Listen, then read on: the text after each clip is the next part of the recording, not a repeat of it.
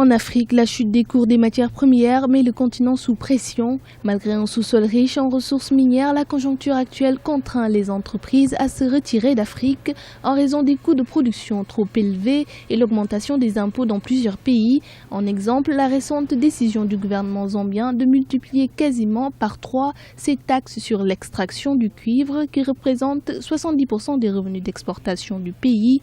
Une décision qui, pour certains spécialistes, est prise au pire moment, risquant de faire fuir les investisseurs, une analyse qu'admet la ministre zambienne du Commerce et de l'Industrie. Ce n'est pas le bon moment, le prix du cuivre est à son plus bas niveau. C'est pourquoi le président Edgar Lungu a dit que nous étions prêts à nous asseoir et à discuter avec les compagnies minières. Pour certains analystes, il est normal que les pays africains essaient de tirer profit de l'exploitation de leurs ressources naturelles, même si la conjoncture n'y est pas favorable. De mon point de vue, un État ne peut aller chercher des impôts que là où il peut les avoir. Donc, à l'heure actuelle, qu'est-ce qui se passe? Il se passe un phénomène qu'il ne faut pas que nous oublions.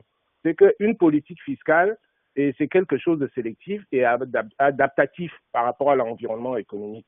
Donc, dès cet instant-là, le fait que les États africains veuillent augmenter les taxes sur les investissements ne me paraît pas quelque chose de négatif. Tout simplement pourquoi nous savons aujourd'hui que l'Afrique est le continent dans lequel vous avez les États qui tirent le moins de revenus des différentes exploitations. Il faudrait quand même que les firmes multinationales qui viennent exploiter les matières premières en Afrique payent au juste prix en termes d'impôts leurs exploitations qui se passent en Afrique. Au regard de la situation actuelle, plusieurs économistes s'accordent sur la nécessité pour les gouvernements africains de prendre des décisions qui devraient s'inscrire dans le contexte de la chute des prix des matières premières. Ils sont nombreux à revoir leur politique d'exploitation des matières premières pour ne pas accélérer le déclin des compagnies minières et maintenir les apports des investisseurs.